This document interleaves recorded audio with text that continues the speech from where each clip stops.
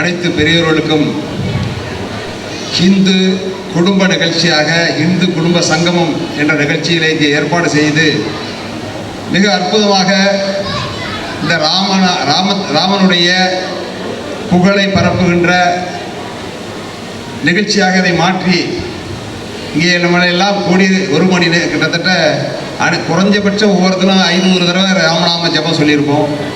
எவ்வளோ பெரிய இந்த மண்டபத்திலே ஒரு ராம சக்தியே பரகி இருக்கு. இந்து குடும்ப நிகழ்ச்சி, இந்து சங்கமம் என்று இந்து குடும்பங்கள் எல்லாம் ஒன்று சேர்ந்திருக்கிறோம் என்று சொன்னால், இந்த இந்து முன்னணி பேரியக்கத்தினுடைய அடிப்படை சித்தாந்தமானது இந்து குடும்பங்கள் ஒன்று சேர வேண்டும், நாம் எல்லாம் ஒரே குடும்பத்தை சார்ந்தவர்கள். இந்து குடும்ப வாழ்க்கை முறையை நாம் ராமாயண காலகட்டத்தில் லட்சக்கணக்கான ஆண்டுகள், பல லட்சம் ஆண்டுகளாக இங்கே ராமபிரான் நமக்கு வாழ்ந்து காட்டி ராமாயணத்தை ஒட்டிய வாழ்க்கை முறையை பல லட்சம் ஆண்டுகளாக நாம் வாழ்ந்து கொண்டிருக்கின்றோம். இன்னும் கூட ராமநாத சுவாமி, ராமேஸ்வரத்தில் இருக்கக்கூடிய ராமநாத சுவாமி வணங்கியவர் ராமபெருமான். தமிழகம் நாத்திகம் பேசக்கூடிய தமிழகத்திலே இன்னைக்கு ராமநாம ஜபம் ஒலிக்கிறது என்று சொன்னால் அதற்கு காரணமானது இந்து முன்னணி பேரியக்கம். அந்த பேரியக்கத்தினுடைய நிறுவனராக இருந்து நம்மை எல்லாம் உருவாக்கி தமிழகம் முழுக்க இன்றைக்கு இந்து சிந்தனையும் இந்து குடும்பங்களையும் ஒன்று சேர்க்கக்கூடிய இந்த பெரிய ஒரு பேரியக்கமாக உருவாக்கியவர் நம்முடைய வீரத்துறவி ராமகோபாலன் அவர்கள்.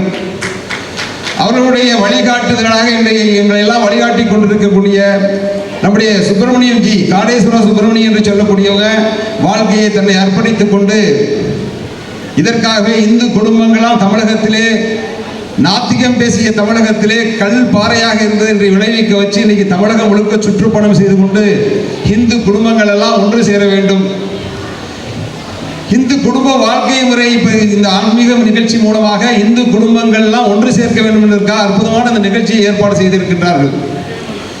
சற்று நேரத்துக்கு முன்பு சகோதரி சிந்துஜா அவர்கள் சொன்னார்கள், பர்மாவிலே ராமாயணத்தை பற்றி இருக்கிறது, இந்தோனேசியாவிலே ராமாயணத்தை பற்றிய வழிபாடுகள் இருக்கிறது, பல நாடுகளை பற்றி சொன்னார்கள். அந்த நாடுகளிலே இந்துக்கள் வாழ்ந்தார்கள். அப்போது ராமாயணம் அங்கே இருந்தது. ராமனுடைய நம்முடைய மகாபாரதத்திலே பார்த்தோமே என்றால் இந்தோனேசியாவில் இருக்க காந்தகார் நகரம், இந்தோனேசியாவுடைய கந்தகார் நகரம் நம்முடைய காந்தார தேசம் மகாபாரதத்தில் இருக்கு. அதுக்கப்புறம் இப்போ 5200 ஆண்டுகளுக்கு முன்னால் இருக்க மகாபாரதத்தில் வருது. அப்ப பல லட்சம் ஆண்டுகளுக்கு முன்னால வாழ்ந்த ராமனுடைய புகழ் எங்கெல்லாம் பரவி இருக்கிறது. இந்து குடும்பங்கள், இந்து வாழ்க்கை முறை உலக நாடுகளில் எங்கெல்லாம் இருந்தது. அப்பேற்பட்டு பறந்து கிடந்த இந்து சமுதாய மக்கள் எல்லாம் அந்த நாடெல்லாம் இன்னைக்கு இந்து நாடா இல்லை. அங்க இருந்த இந்து குடும்பம் என்னாச்சு? இந்து குடும்பம்லாம் இல்லாத போனதுனால அங்க இந்து நமக்கு வாழ்க்கை முறை இல்லை, சனாதன வாழ்க்கை முறை இல்லை, இந்து கோயில்கள் இல்லை, வழிபடுறதுக்கு ஆள் இல்லை. இன்னைக்கு அங்க காட்சி பொருளா இருக்கு. நாமெல்லாம் இந்துவாக இல்லாத இருந்ததுனால அங்க இருக்கக்கூடிய இந்துக்கள்லாம் மதம் மாறி போனதுனால இப்ப அங்க ராமாயணம் இருக்கு, ஆனா இந்து இல்லை, இந்து குடும்பம் இல்லை. அந்த சூழ்நிலை இங்கே வரக்கூடாது என்பதற்காக தான் ராமகோபாலன் 1980 இந்து முன்னணி ஆரம்பித்தார். இந்து முன்னணி ஆரம்பிக்கப்பட்டது இந்து குடும்பங்கள் எல்லாம் இல்லாத போய்விட்டால் பர்மாவை போல இந்தோனேசியாவை போல இந்த நாடு ஆகிவிடக் கூடாது என்பதற்காக இந்த இந்து முன்னணி பாடுபட்டு கொண்டிருக்கின்றது. ஆகவே இந்து குடும்ப நிகழ்ச்சி சிறப்பாக ஏற்பாடு செய்யப்பட்டிருக்கிறது என்று சொன்னால் இது இந்த நிகழ்ச்சியின் மூலமாக ஒவ்வொருவரும் வந்திருக்கக்கூடிய எல்லாருமே அந்தந்த குடும்பத்திலே இருக்கக்கூடிய ஒவ்வொருவரும் நம்முடைய இந்து வாழ்க்கை முறையை சொல்ல வேண்டும்.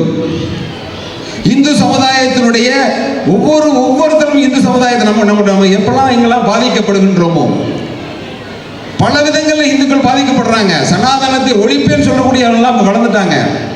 அந்த மாதிரி சூழ்நிலை இல்லாமல் நம்முடைய பழக்க வழக்கமான இந்த ராமபிரான் நமக்கு விட்டு சென்ற ராமபிரானுடைய வாழ்க்கை முறை வாழ்ந்துட்டு இருக்கோம். எல்லாரும் தான் வாழ்றோம்.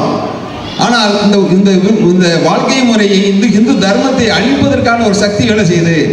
அதுக்கு நம்மெல்லாம் சேர்ந்து இந்து குடும்பங்கள்லாம் ஒன்று சேர்ந்திருக்கோம்.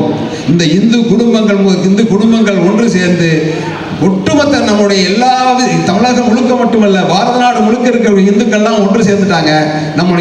நம்மளுடைய பெருமையை உணர்ந்தோமே ஆனால், இந்துக்கள் நம்முடைய வாழ்க்கை முறையை நம்ம குழந்தைகளுக்கு கற்றுக் கொடுத்தோமே ஆனால், இன்னொரு பாகிஸ்தானோ, இன்னொரு இந்தோனேஷியாவோ, இன்னொரு பர்மாவோ உருவாகாமல் விடமாட்டோம் என்று சொல்வதற்காக இந்த நிகழ்ச்சியானது உத்தாரமாக இருக்க வேண்டும் என்று சொல்லி வாய்ப்புக்கு நன்றி கூறி விடைபெறுகிறேன்.